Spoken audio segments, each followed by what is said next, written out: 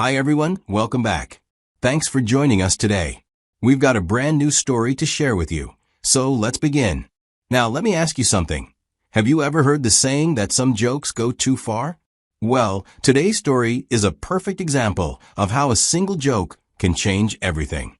It can cost you your peace of mind, your trust in someone, and sometimes even your marriage. This is the story of a couple who had been married for years. But a joke she thought was harmless unraveled everything they had built. Now before we get into the details, do me a favor. Hit that like button, get comfortable, and keep watching because this is one story you don't want to miss. Charlotte and Gabriel are a couple who seem to have everything going for them. They had been married for years, built a life together, and moved through their daily routines like any other couple. They're part of a close-knit group of friends who have been hanging out for years. Every weekend, one of them takes a turn hosting, making sure everyone gets a chance to bring people together. It's their way of staying connected, even when life gets busy. Some of them go way back to college, and others met through work or mutual friends. But over time, they've all become like an extended family. These gatherings are more than just social events. They drink, eat, and joke around.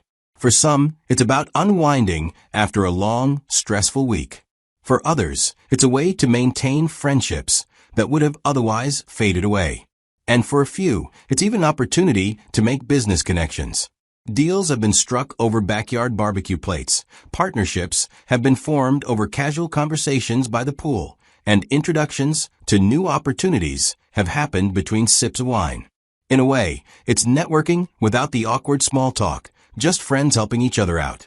Gabriel and Charlotte are regulars at these get-togethers. They show up, they blend in, and they know everyone well enough to be comfortable. And that's exactly where things went wrong. Charlotte had no idea that one offhand comment said in the middle of casual chatter would set off a chain reaction that she wouldn't be able to stop. At one corner, a few guests got into a debate about relationships, and, as these things often do, the topic of cheating came up. Maybe it was because of some celebrity scandal making rounds on social media, or someone had a real-life story to share. Either way, people had opinions, and they weren't afraid to share them. Some were firm.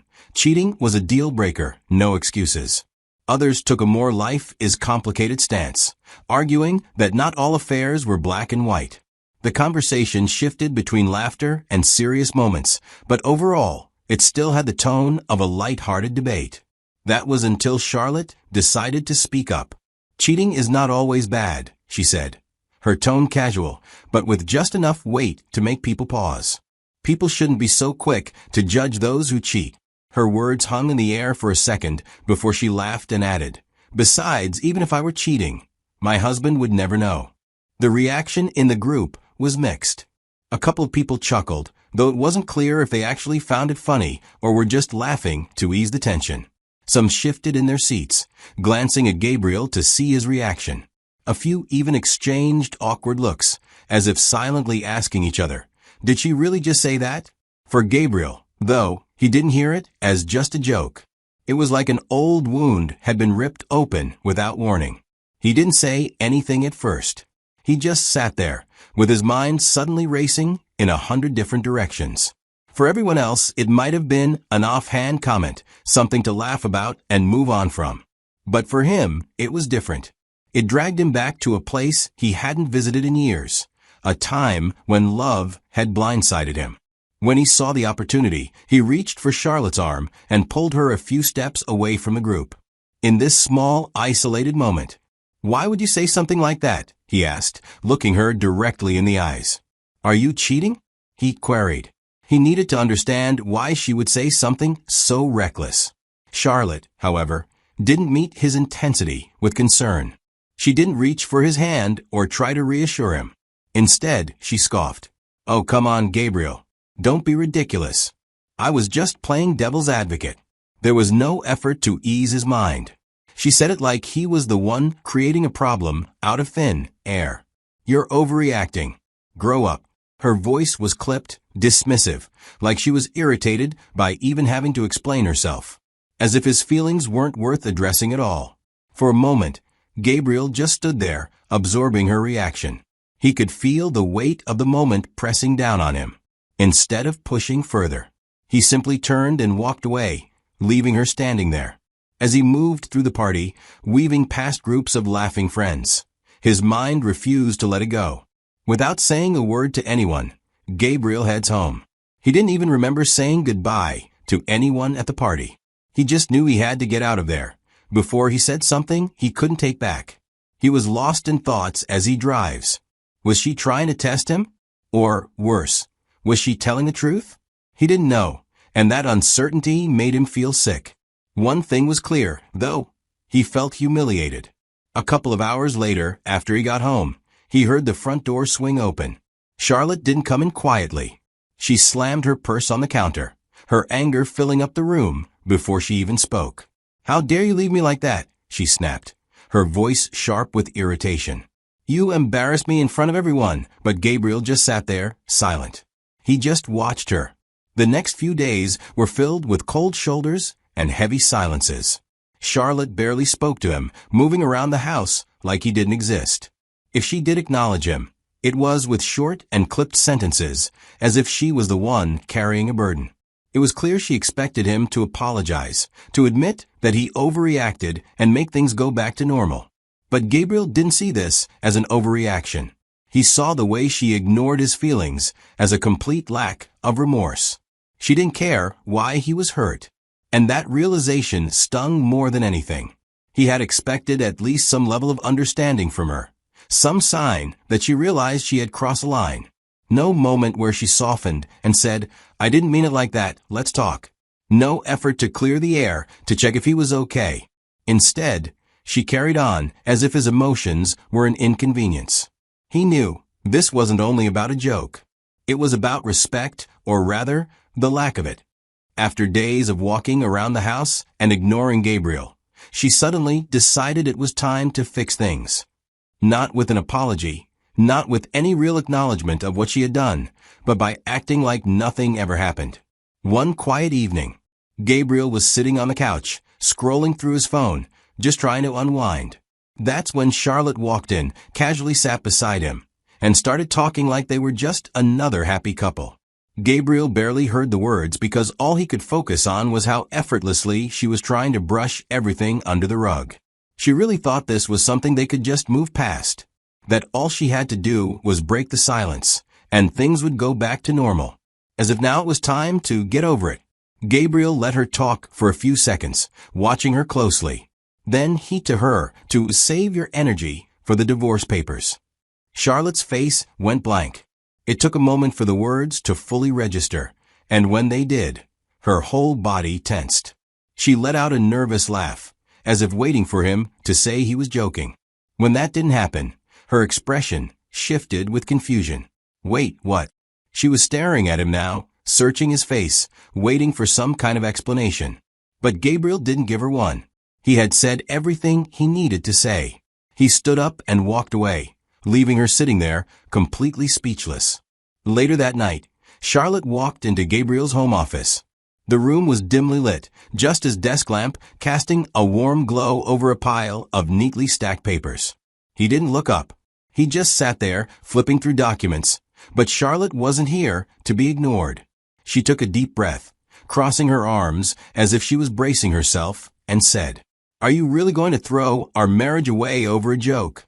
She expected him to snap out of whatever mood he was in, to realize that all of this was ridiculous, that he was taking things way too far. Gabriel finally put the papers down and looked at her. "Was it really just a joke?" he asked, his voice steady, unreadable. "Or were you telling on yourself?" For the first time, Charlotte didn't have a quick comeback. She opened her mouth, but nothing came out. She hadn't expected him to question her like that, hadn't thought that one offhand comment at a party would make him look at her like she was a stranger. She shook her head. "Oh, come on, Gabe," she muttered, trying to keep her voice calm. "You know I didn't mean it like that." But he wasn't letting her off easy. "You didn't just say it, Charlotte. You got defensive when I asked you about it. You shut me down, made me feel like I was crazy for even asking." His voice wasn't loud, but there was weight behind every word. "It's not just about what you said. It's how you handled it afterward." Charlotte's arms dropped to her sides. She could feel her chest tightening. She had assumed he was just being sensitive, that he'd cool off and move on. She hadn't realized that, in his mind, this wasn't about a joke anymore. It was about respect. Or rather, the fact that she had completely dismissed his feelings as if they didn't matter. For the first time since this all started, she felt the first real pang of fear. Gabriel was dead serious. A few days later, Charlotte sat at the dining table scrolling through her phone when she heard a knock at the door. She wasn't expecting anyone, but when she opened it, a man in a neat suit stood there, holding a large envelope.